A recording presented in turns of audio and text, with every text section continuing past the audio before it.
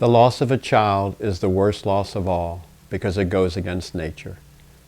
We never expected nor wanted to outlive our children, and yet sometimes it happens, and when it does, it crumbles our world like a massive earthquake. I lost my 21-year-old daughter Jessica in 2009, and then 1 year later, I lost my 84-year-old father. His memorial service felt like a celebration of a life well lived. Jessica's memorial service felt like a brutal, tragic mistake, which it was, of a vibrant life cut short. Even though I'm a licensed counselor and have always considered myself a good grief counselor, within days after my daughter's death, I told my wife, Jessica's stepmom, I need help. This is just too much.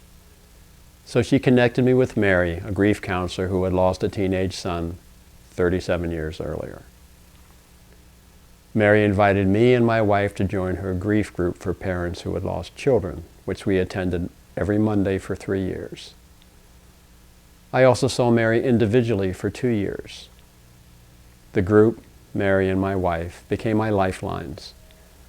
Because for the longest time I thought my life was over. I described myself as a dead man walking. The devastation of Jessica's death ravaged my sense of safety in the world, destroyed my confidence, and left me hopelessly mired in my mind's attempt to make sense of what made no sense, while trying to accept the unacceptable. Ironically, I was broken and lost in my personal life, even as, astonishingly, I was able to return to my day job as a mental health counselor with new meaning and purpose. Many of my clients had suffered horribly, often in childhood, and now I truly understood the devastation that life could bring to one's doorstep.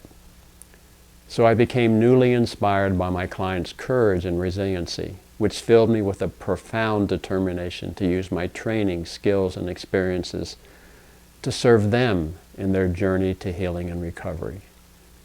Meanwhile, my boss made sure I wasn't assigned any new grief clients.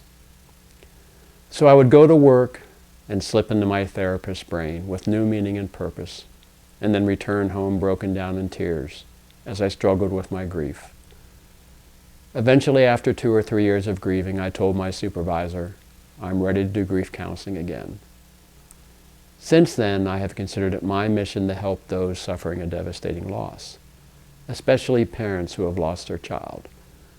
I tell you this because losing a child is too much for any parent to cope with alone. It is the worst loss of all. Thank you for watching this video. Until next time.